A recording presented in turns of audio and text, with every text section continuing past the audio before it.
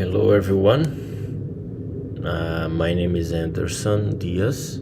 I'm a mechanical engineer, graduated in Brazil, and now I'm a PhD student at the University of Brescia. So those videos are a way to register my routine, my study routine. So I continue my study about hardware. And in this video, as a continuation of the previous one, I'm reviewing the rubber friction hold of the flash temperature. So I believe in the last video I stopped in the part 4, rubber with flash temperature.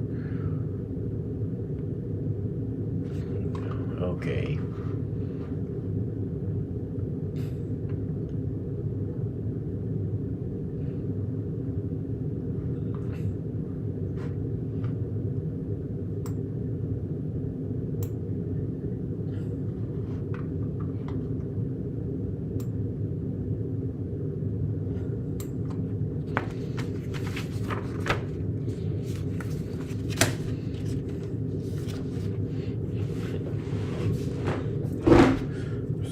So let's start.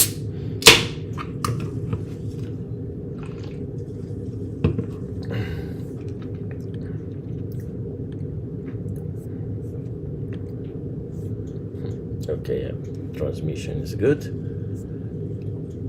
A monster is prepared, which is essential.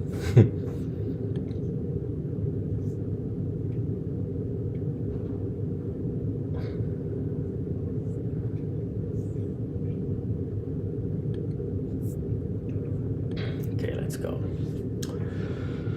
So rubber with flash temperature.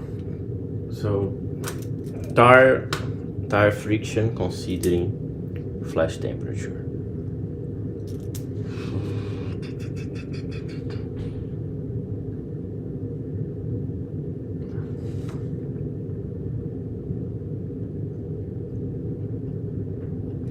So Pearson started his discussion with the diffusion equation, as I shown in the last video.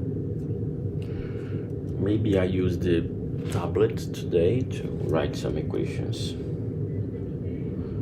but let's go.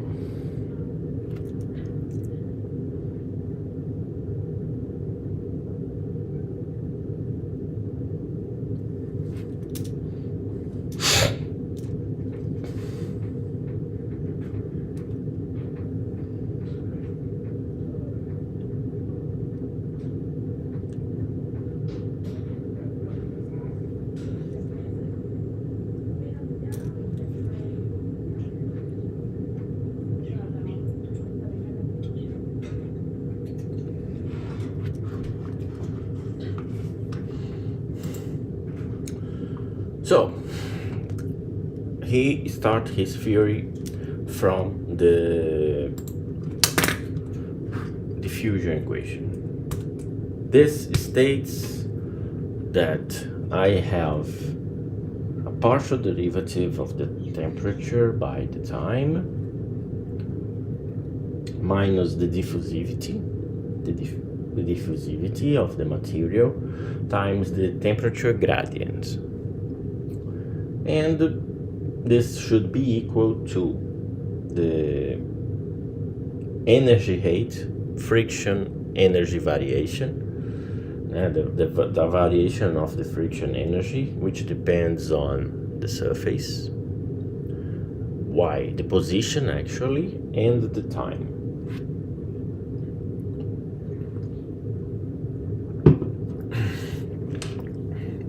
I think I can describe this better. Okay, a little bit lucky.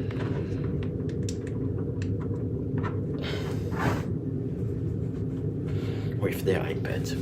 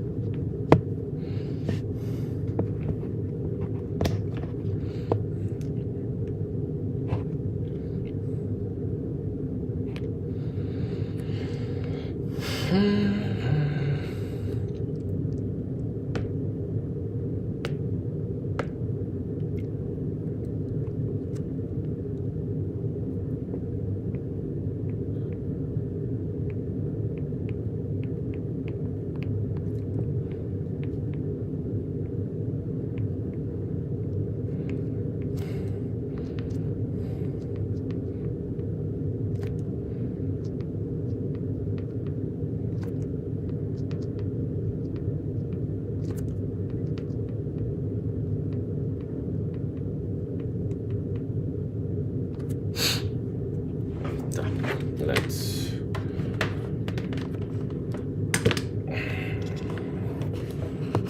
okay, good. Let me check something, just one stuff.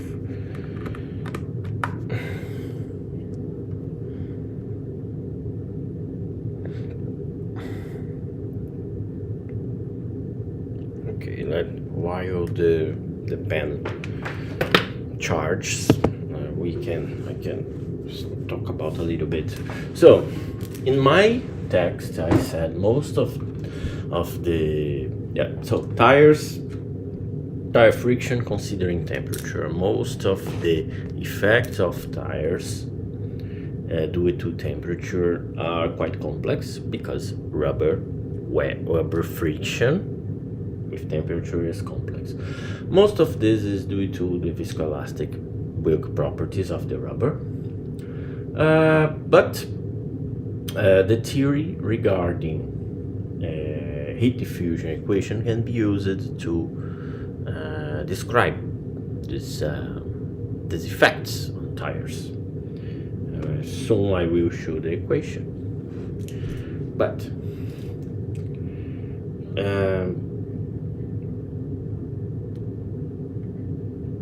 the slight friction,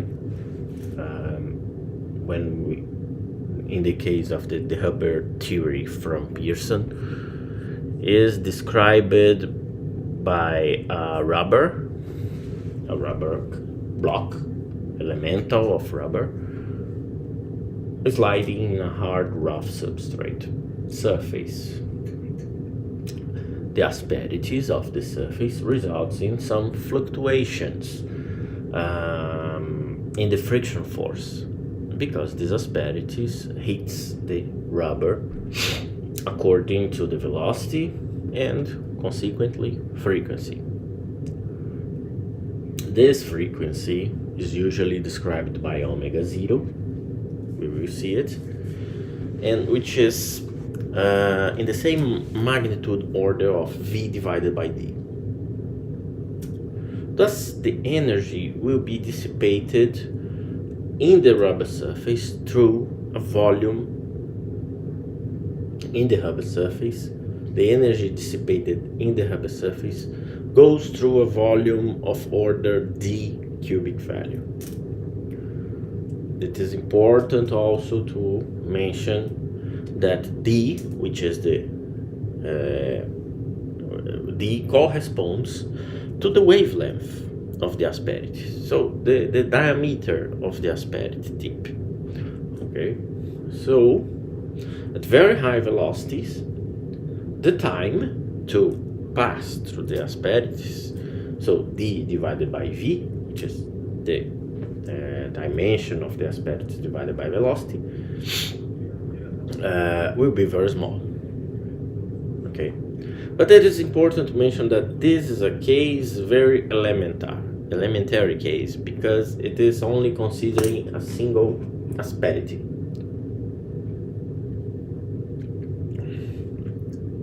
Road surfaces are multi-asperities.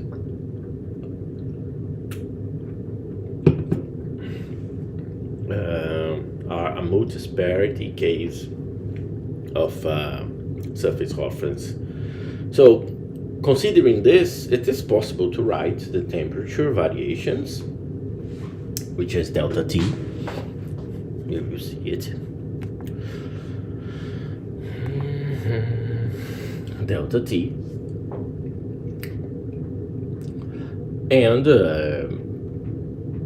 evaluate the Hubbard behavior according to the velocity and to the roughness.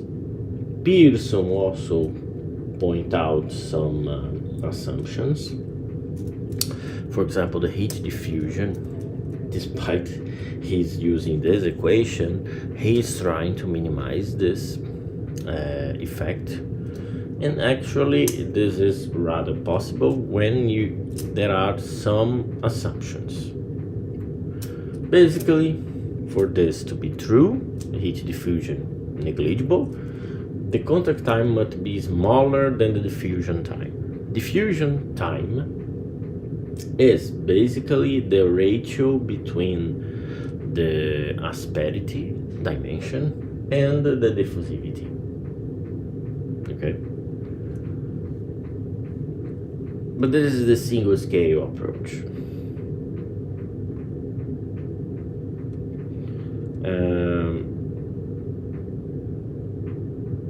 So once you assume this,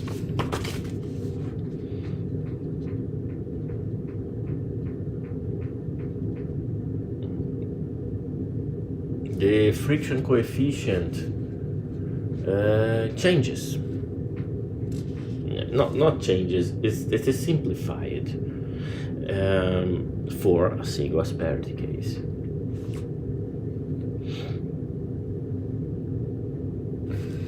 Okay.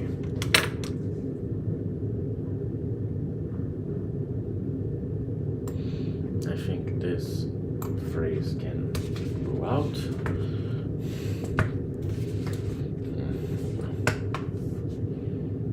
Keep this go here.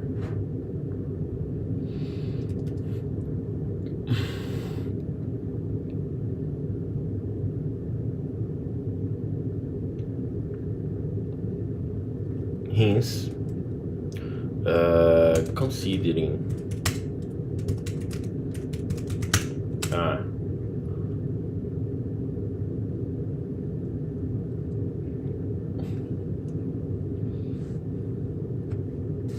a single length scale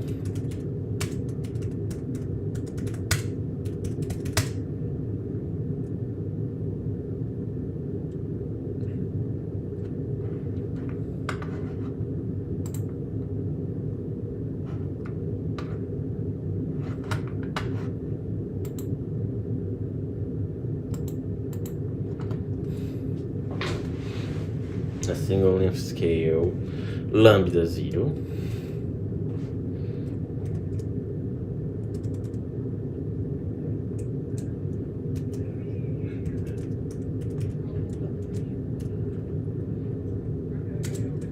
equal to 2p, the Greek letter p, divided by q0, being q0 the wave vector.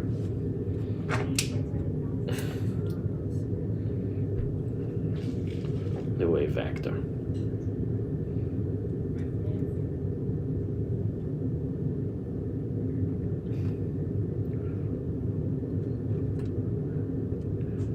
And consider a length scale lambda 0.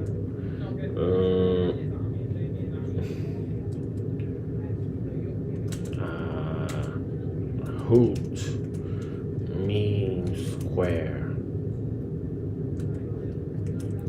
square roughness amplitude h0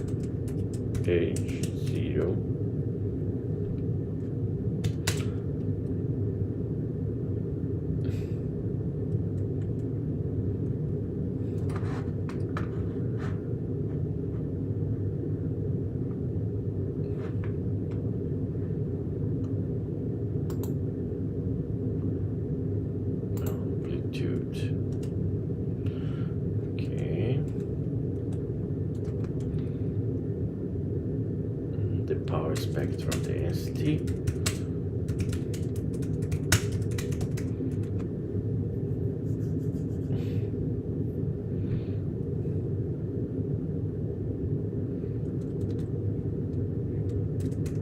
Density C Q equal to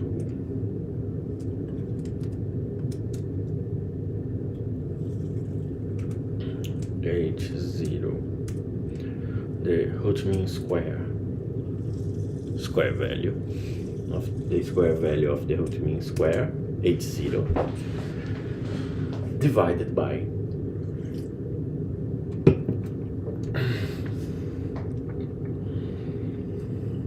2p times q0. This multiplies the delta of, it is a power spectral density, so I have a delta in function of q minus q0. Okay.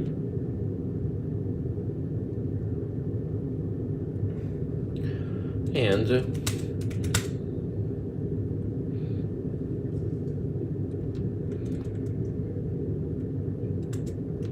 an average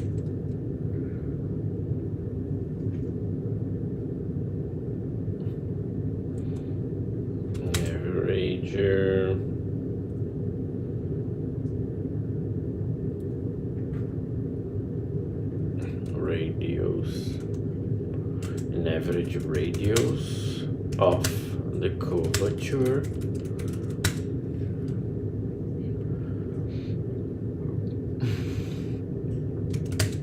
of the asperities, which is given by R, capital letter R. How much is it? Depends. No, I'm good. Almost charged.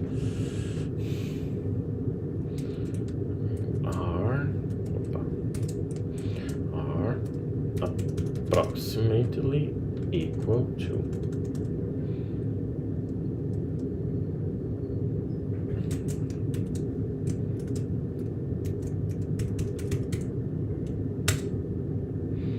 1 divided by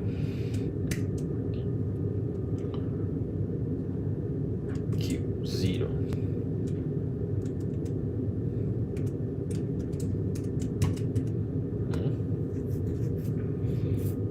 times h0, close parenthesis. Hence, considering a single length scale, lambda 0, a root mean square roughness amplitude, h0, the power spectral density CQ, C in function of the wave vector, and an average, what is the mistake here? Average radius of curvature of the asperities.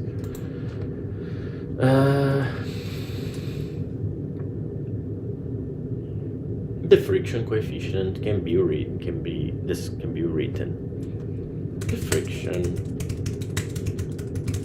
coefficient for a single asperity case can be written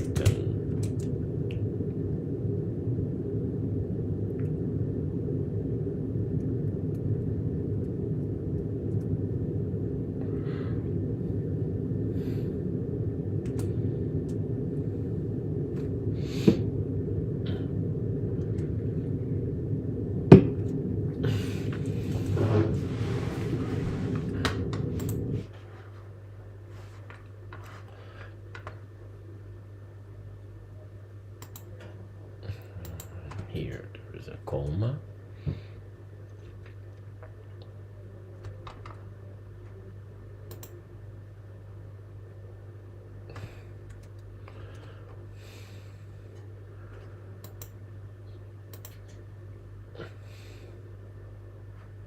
No, it works.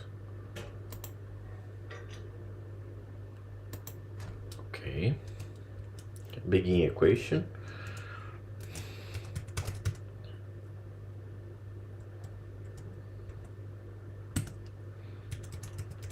Equation. Okay.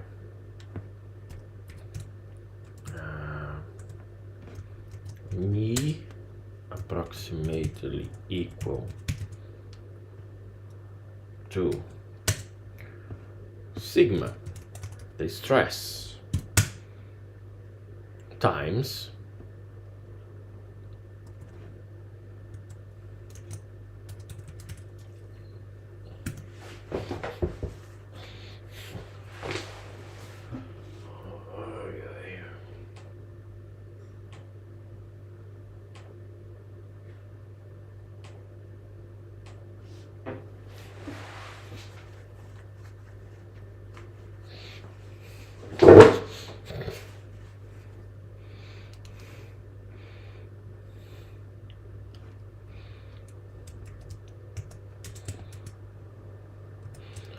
so I think the battery of the pen is okay. Now I can show you the page. Let's I will share, change the light background. Okay.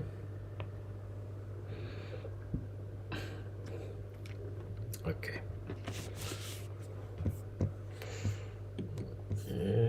USB capture. Nice. In some minutes I will explain what I have now. I have now to finish my discussion here. Omega 0 in temperature.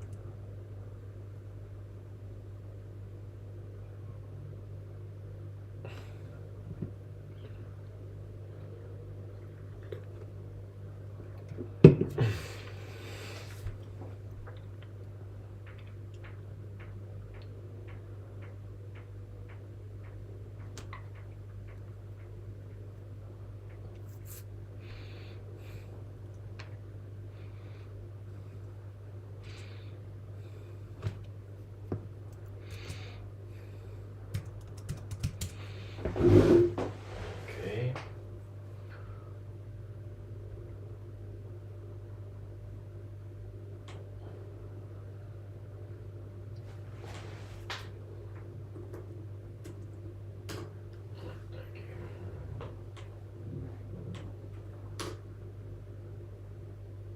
Vamos ver a próxima. Grafificação.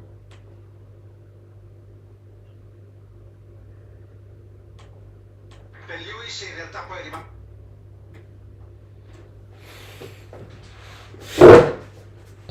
Formula One. Okay. Yeah. Let's finish the equation. So approximately Q0 times H0 and fraction image of elastic modulus in function of omega 0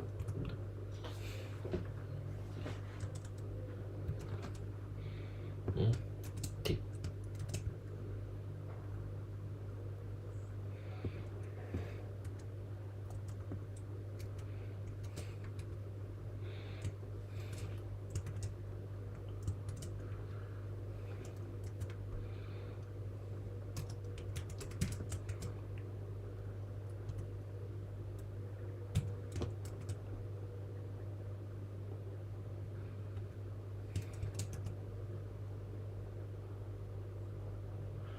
Ah, não, aqui não. Ok.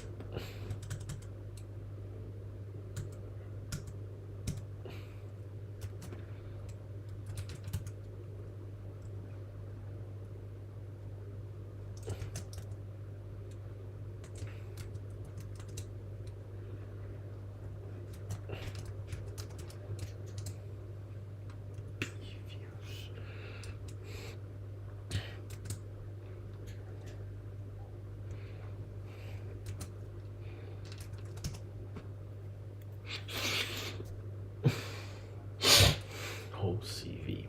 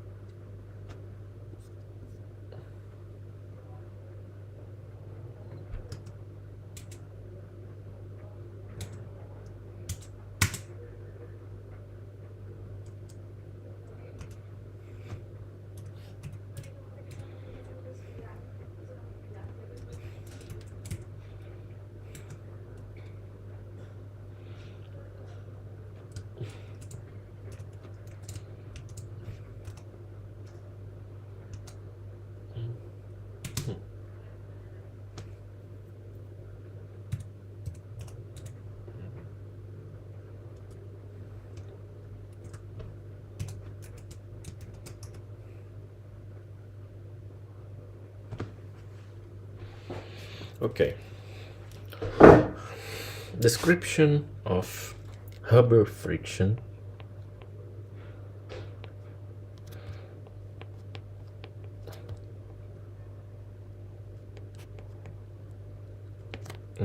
With temperature effects.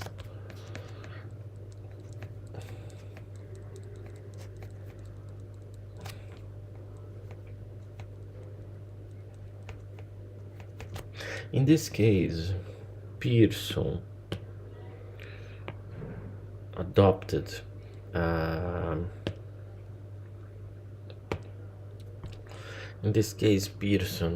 adopted the diffusion theory. So he starts from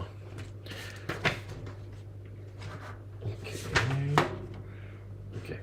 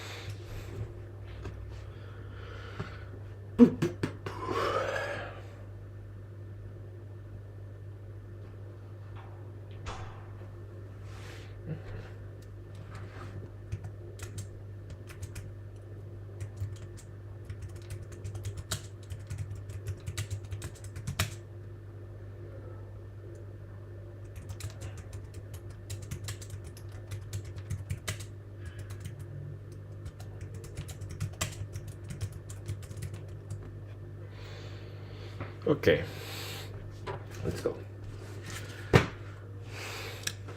Friction coefficient, rubber friction, considering temperature effects. Pearson starts from the diffusion equation. So, partial derivative of the temperature by the time minus the diffusivity term, the gradient, the square value of the temperature gradient, and this is equal to the quotient between the friction energy variation.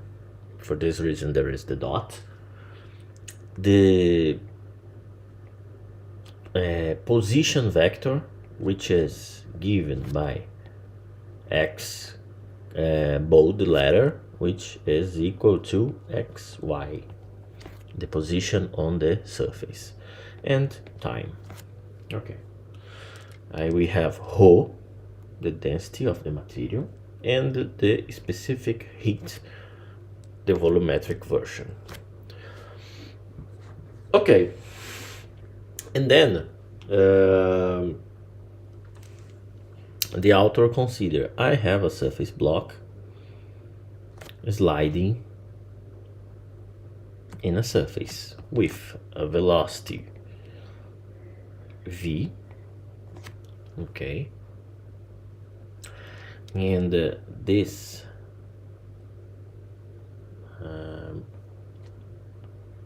block has a size L, okay, in a surface, and the surface is characterized by a power spectral density CQ.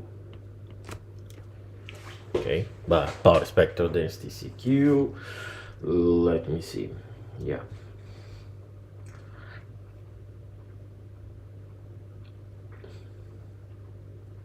And as we already know, during the sliding, the asperities induce pulsating forces on the rubber. These pulsating forces, so the friction force, it is a time function, which also depends on the frequency. Why?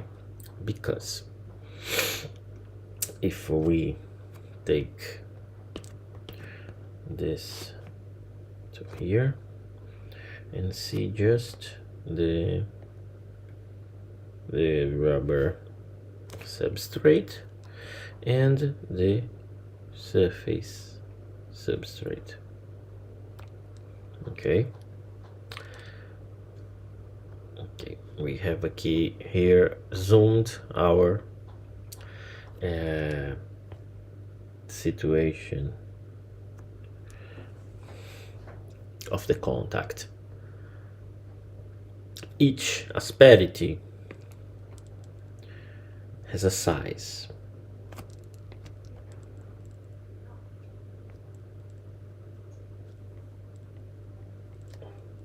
Its size is given by lambda. I have a wavelength actually. The size is d. Each asperity has a size d. Since it is a single asperity case, single length asperity, this means that all these asperities are equal.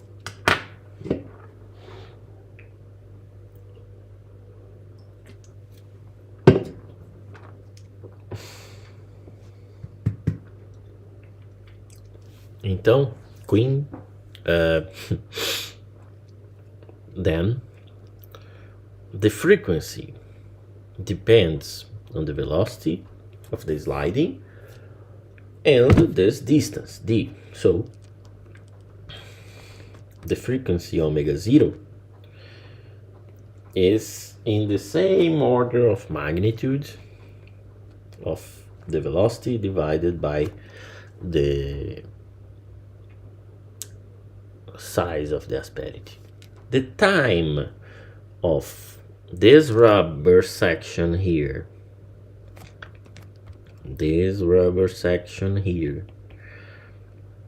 is excited by these asperities is given by the time is given by d divided by v. Okay, and it is important. Let's take now this section, just this section here, increasing a bit.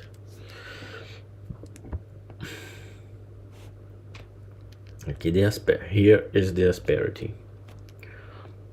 The rubber here passing through this asperity, sliding over this asperity with a velocity v.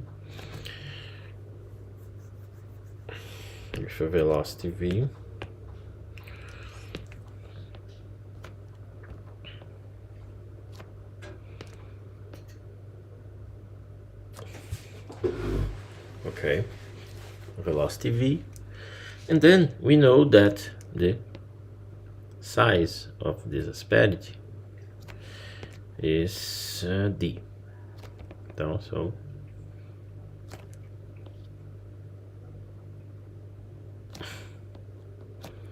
this is d.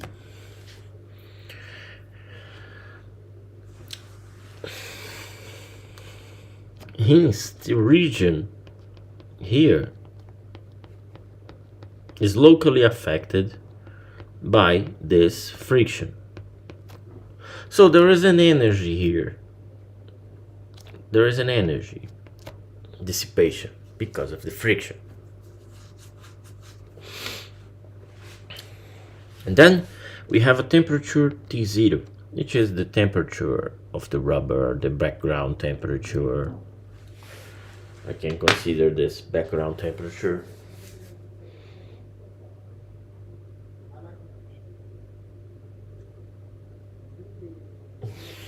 Okay. Right? This energy is dissipated by Q. This energy dissipation is given by Q, which occurs per unit of volume in this volume element that I draw in yellow. This volume element has a order of magnitude of d cubic value. Okay, so we have a proper frequency omega 0, we have time during the contact, we have the energy dissipated during the contact. Okay, this is what happens when the rubber is passing through a single asperity.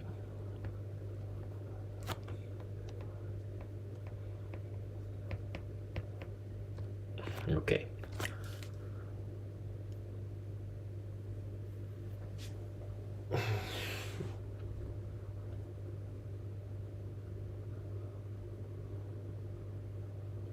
Okay.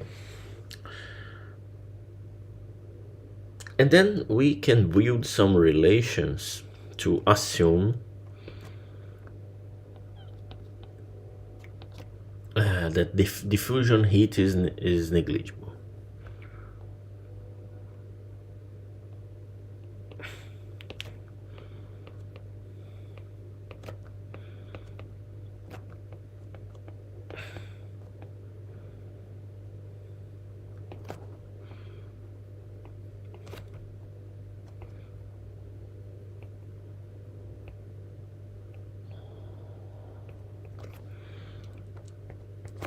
which is the assumption. First,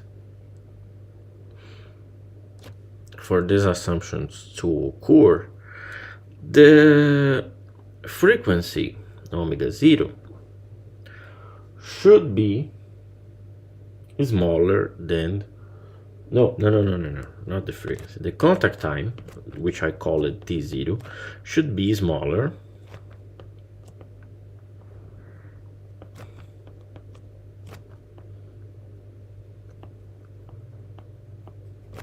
than the diffusion time. The diffusion time is calculated by d square value divided by the diffusivity. This is important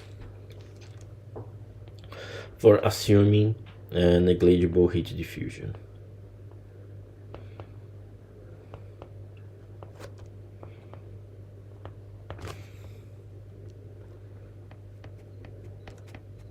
Diffusion.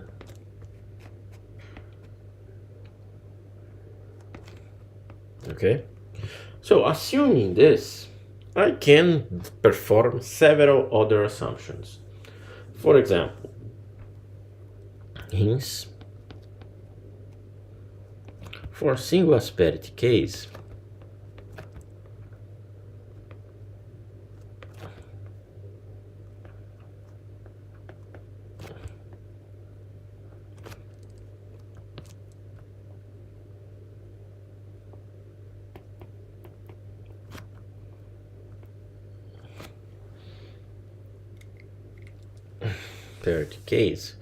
we can define the surface roughness properties.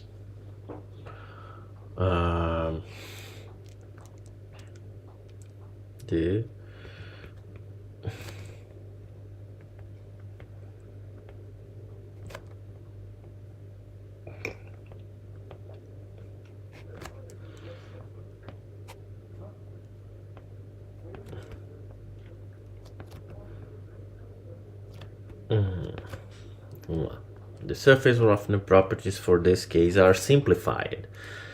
These are the length scale, which is given by 2p divided by q0, which is the wave vector considering a normal load in nominal area.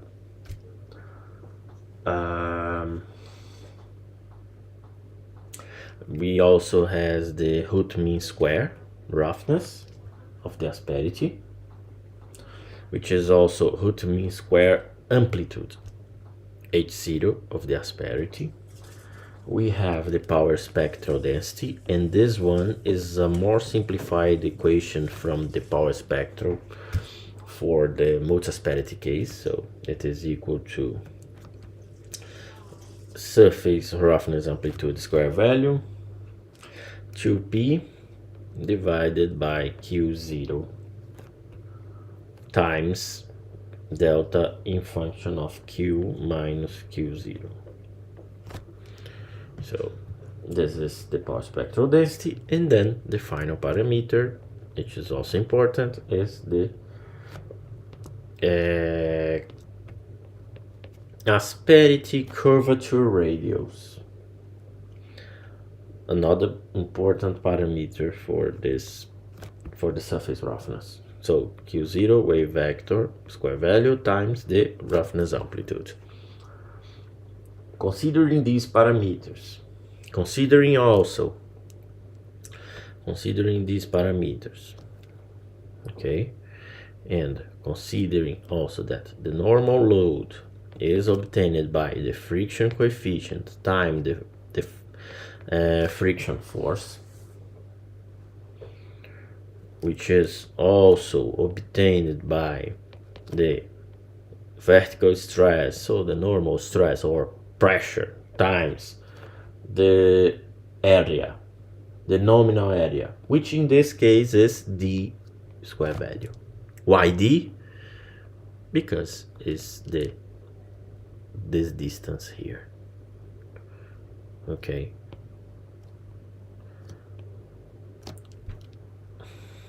but it is a circular shape. But it is so small that we can assume that this is square value because it is in the same magnitude order.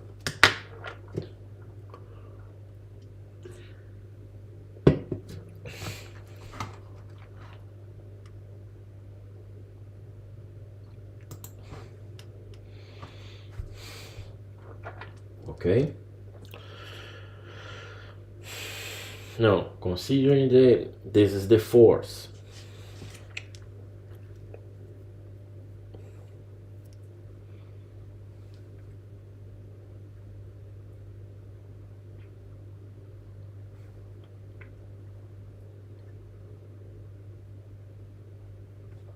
And the energy on the asperity is given by friction coefficient, the normal load, and the distance in which it is sliding.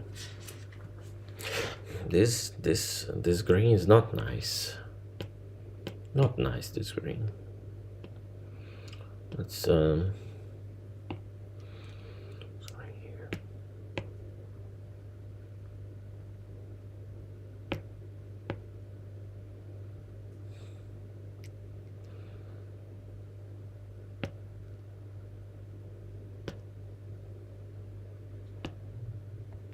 Okay.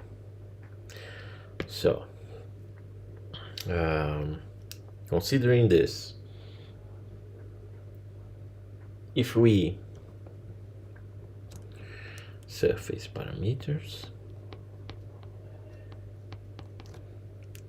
here we have operating conditions.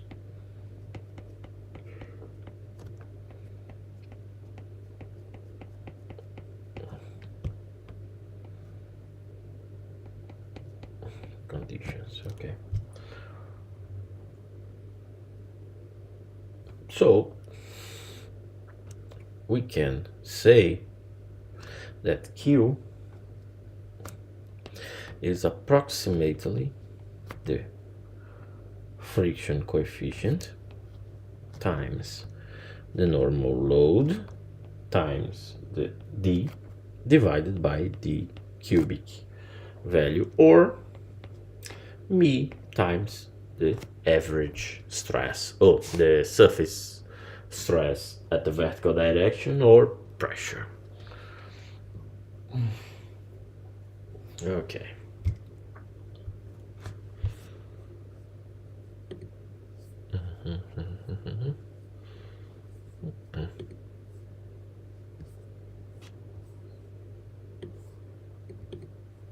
Just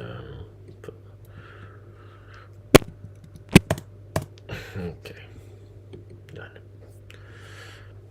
Okay. Okay, another important parameter is the temperature variation, which is approximated to the energy dissipated divided by rho and the specific heat. And then substituting the previous results, we have friction coefficient times the stress at the surface and the density and the volumetric specific heat. Okay. So, considering this, check yes, temperature.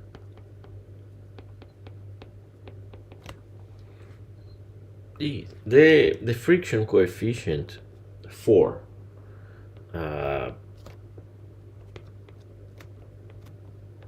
single asperity case is the normal stress times the imaginary value of the complex elastic coefficient, elastic modulus in function of the frequency and the temperature. Below we have the same, but it is the real one, again in function of the temperature and the frequency, and square valued. and this became Q0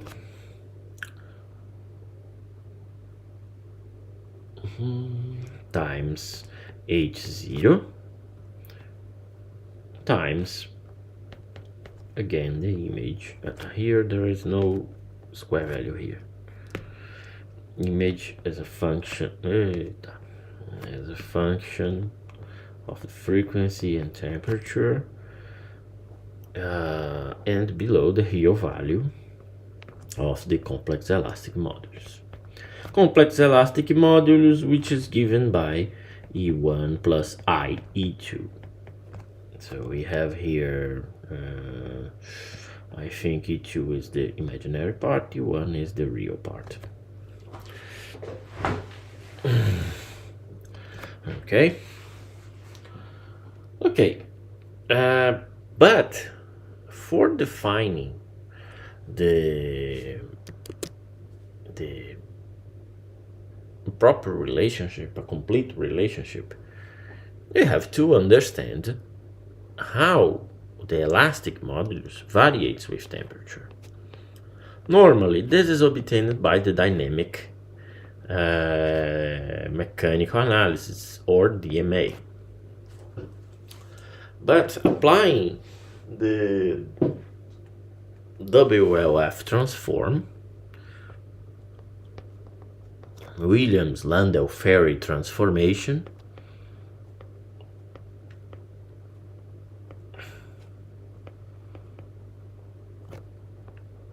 it is possible to have an empirical equation for describing the elastic modulus. And this is the way that we include the temperature variations on the friction coefficient. Again, this is an elementary case, just for explanation.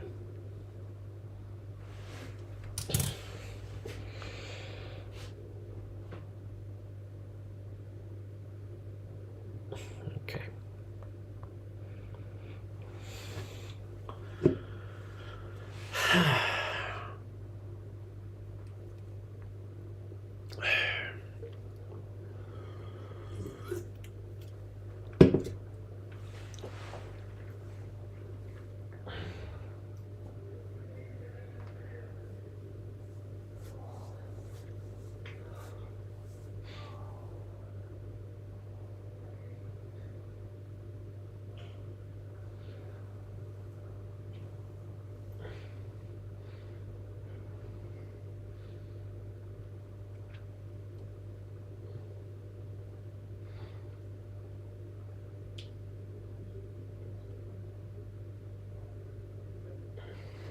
Okay. So how we can do this? The WLF transform is a theory from Williams, Landau, and Ferry, applied in 1955. The objective was to apply a theory, I don't remember which, because it was not originally defined by elastomers, but it was adapted to it. In any case, it is coefficients, which is used to shift the curve of the elastic modulus according to the temperature. Shift it above or below the original curve depending on the temperature. So the elastic modulus becomes a function of E omega 0, which becomes a function of E omega times a coefficient AT divided by AT0, which is the background temperature, and a function of the background temperature.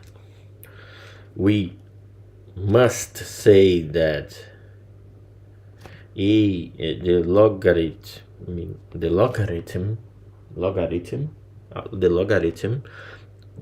at 10 base of AT is approximately equal to minus 8.86 T minus Tg minus 50. 51.5 plus T minus Tg. Okay, and this is the value of AT. So for each case, each different temperature, AT is recalculated, thus shifting the curve. And in this way, we can apply this to the friction coefficient equation, and then change everything. So in the end, we will have a curve more or less like this. Here, we have here we have here, for example, for friction, we have here the original curve for a given temperature. Depending on the rubber composition, we can increase temperature and this curve increase friction. But we can also increase temperature and this curve reduce friction. So we have here a temperature, a different temperature. We have here T plus 1, another temperature, and we have here the original one. Okay, this is the objective of this transformation. The problem is, this is a simplification. Actually, the real case is more or less like this. I think this picture is very nice. We have here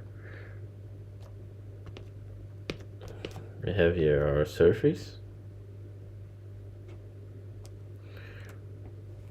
So, okay. We have here our surface, and then we have the rubber.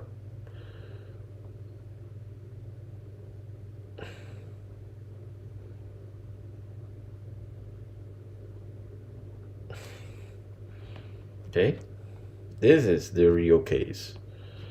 So, multisparity.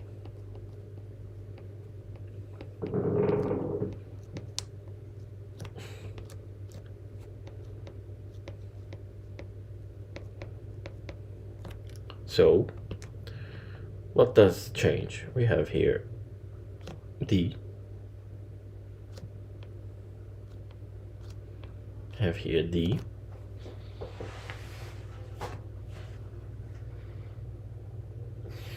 But here we have another value.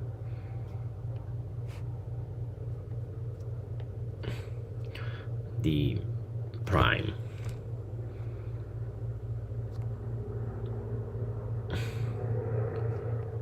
D double prime.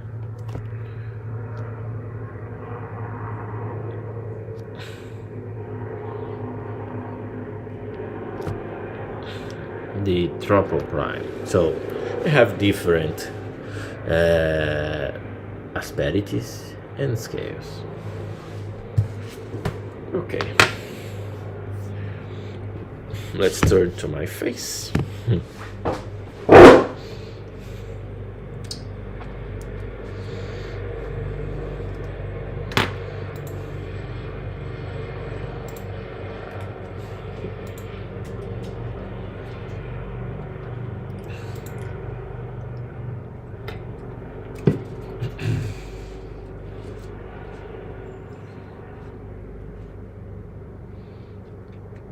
Stationary sliding.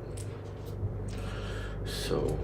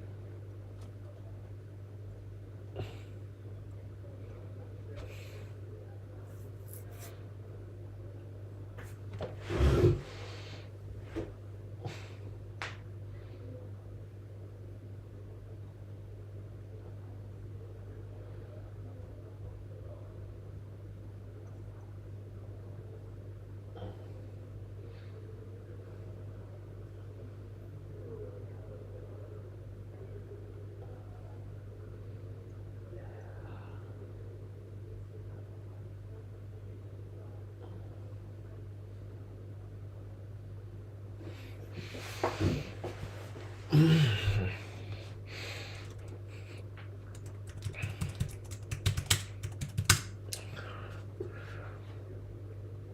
important aspect that I was seeing here while I'm writing is how this elementary model describes the flash temperature impact on the rubber, but also the dependence of the friction. Okay, let's reflect a little bit. How the flash temperature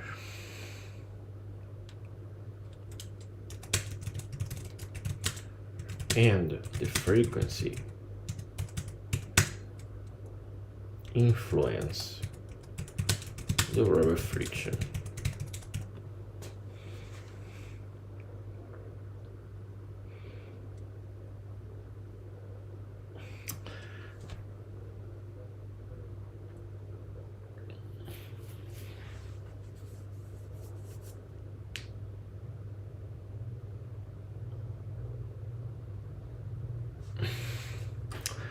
This is interesting. This is interesting to comment because I have the dependence of friction and dependence of temperature. The dependence of friction, it is mostly related to the rubber behavior. In terms, the rubber behavior regarding the elastic modulus, because there is a friction, there is a frequency in which the loss tangent is maximal. Loss tangent of the elastic modulus is the point in which the real and the imaginary part has values which are not the peak, but are values that when summed, when divided, obtains the Russell in pole position. Oh god. Okay. So the loss temperature, the loss tangent is the point in which I have a combination, the division of the imaginary elastic modulus by the real elastic modulus, and then we have the highest value. And this is the point. This point is important because it is the point in which the rubber produces the maximum friction. It is important for tires also to slide in a proper frequency. So, if the frequency,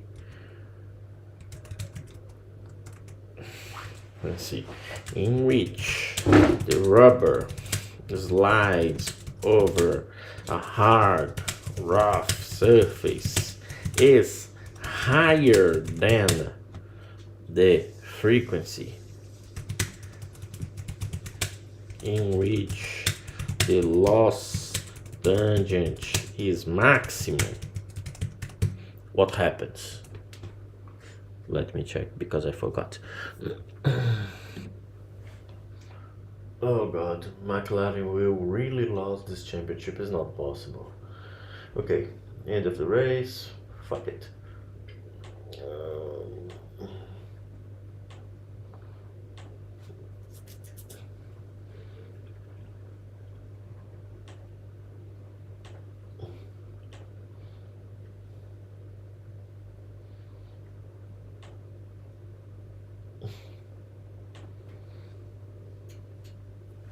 Okay, so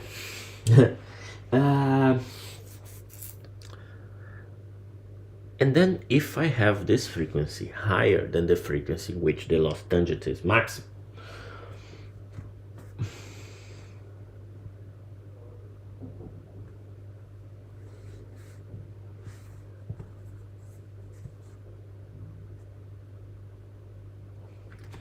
I will have different effects regarding the temperature.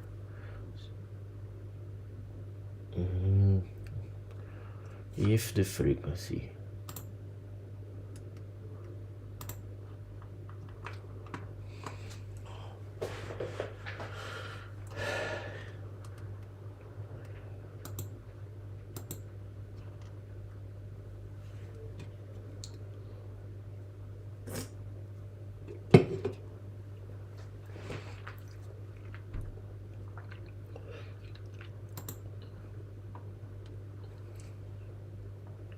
loss tangent is double S.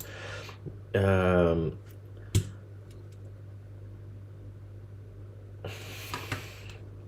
if the frequency in which the rubber slides over a hard, rough surface is higher or lower, I think this is better, or lower than the frequency in which the loss tangent is maximum, different effects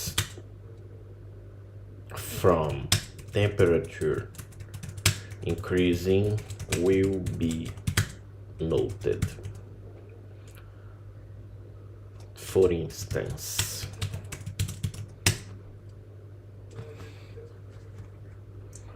when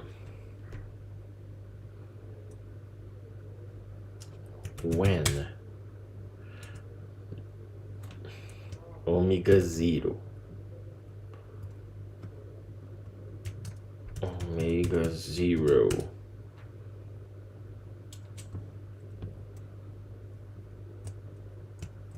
bigger than omega 1,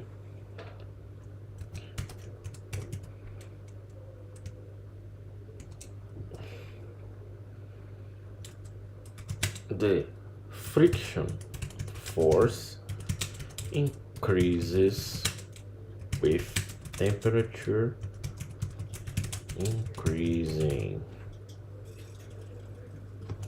Conversely, if omega 0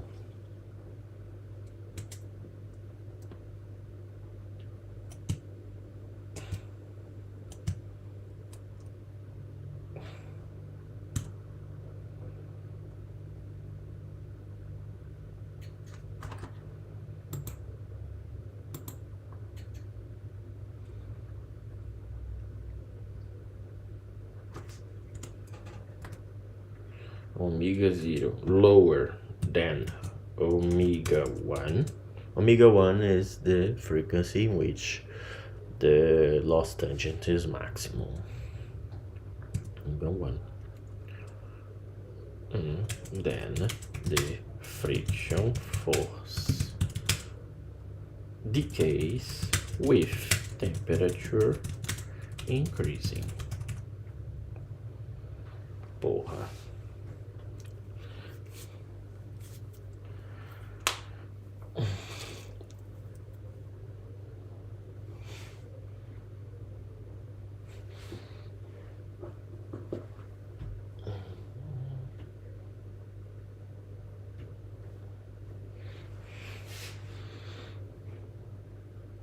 Okay.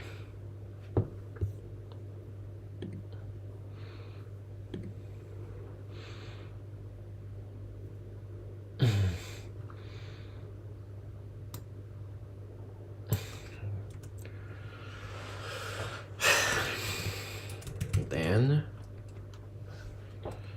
the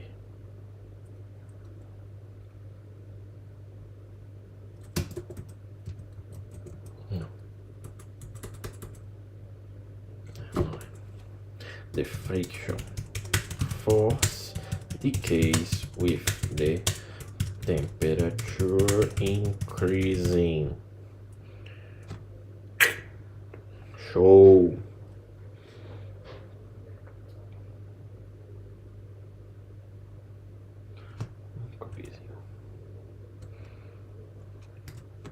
This observation is quite important for tires because usually these do not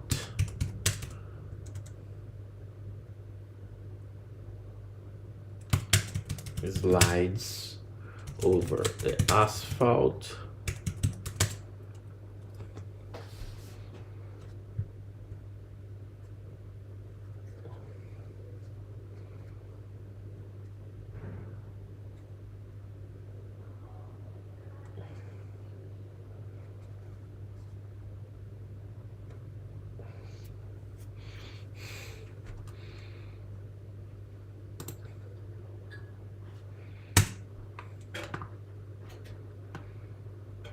not slide over the asphalt with a frequency higher than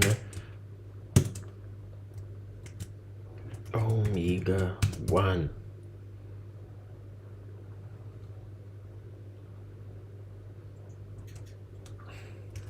Which this is the reason that rolled car tires usually exhibits a grip decay with increasing temperature.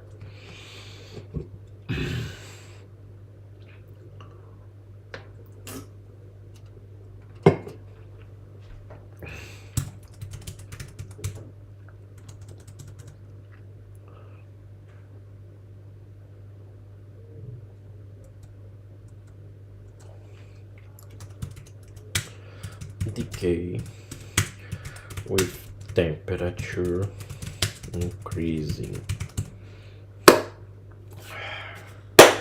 Finally.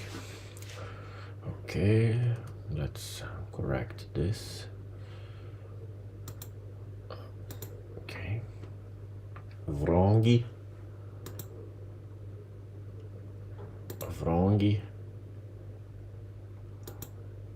Increases.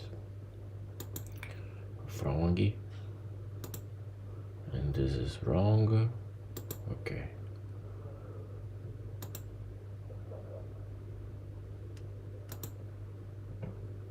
Okay. Recompile and done. Okay, I think I will have a break because almost 2 hours.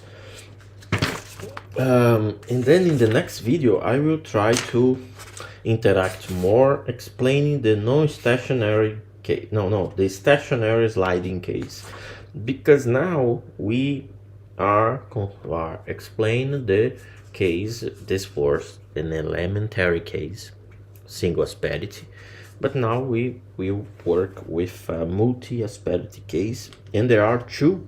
It seems that there are two cases: stationary and non-stationary cases. Okay.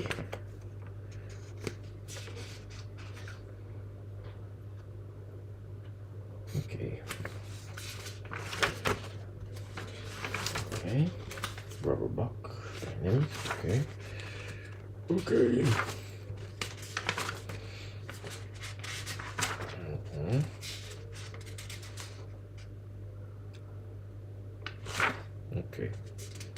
Okay, that's okay. I think it's enough. I will have a break, drink more energetic drinks, and and return to see the stationary sliding for rubber friction with influence of temperature. See you in the next video if there is something